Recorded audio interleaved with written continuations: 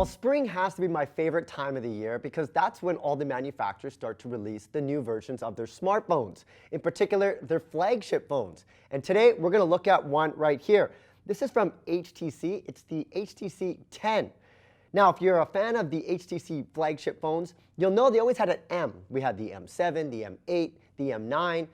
They dropped the M. It's just the 10. So they're taking that away, but they're taking a lot of that build quality that you would have seen in HTC phones, but changing it up a little bit.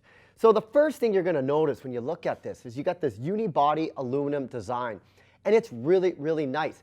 Unlike the other versions of their phones, there's a little bit more curves to it. So on the sides, you have these kind of nice curves, very metallic, feels like a premium smartphone. I have to say, the first thing I noticed when I picked this up was it was a little bit heavier. But that's actually kind of a good thing. It's been kind of rubbing off on me the right way because it feels like a good, solid design. It's a 5.2-inch screen using what's called Super LCD 5 display, which is different from the AMOLED displays you would see in a Samsung phone. But the colors are very, very bright. Also, I have to say, under the hood, it's very similar to all the other phones that are coming out in the market in 2016. You have a Snapdragon 820 processor, 4 gigs of RAM, about 32 gigs of internal storage.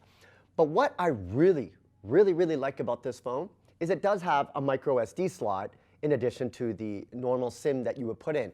They are independent, so a lot of the manufacturers are putting them all in the same spot. They have it on each side. But what's different is they're taking advantage of the new Marshmallow, that's the Android 6 operating system. They're taking advantage of something that's called adaptive storage, sometimes known as flex storage. And what that means is you can take a micro SD card, format it, and now the phone thinks that is internal storage. So think about it. You can get up to additional 200 gigs of storage, which is great if you use your phone to take a lot of pictures, videos, or if you just want to consume content. Another big difference about this phone is this button right here. It's got a capacitive button with the fingerprint scanner on it, so you can unlock the phone with your finger. Out of all the other fingerprint scanners, this one does really well. In fact, it's only the Apple iPhones a little bit faster, but we're talking about microseconds, but it is very, very good, especially probably one of the best on the Android side that I've had a chance to review. Overall, it is a great looking phone. If you're looking for a premium build, the camera on the back, you have a 12 megapixel camera and a 5 megapixel for selfies. Of course, all the manufacturers are getting better front-facing cameras because a lot of people are using them to take selfies. It has a very, very kind of no bloatware operating system. So it looks very much like a Nexus phone.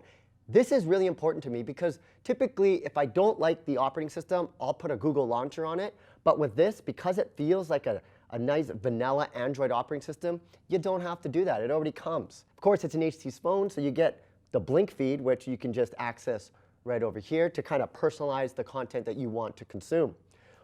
Overall, this might just become the phone of the year for me. Right now, it's going head-to-head with the Samsung Galaxy S7.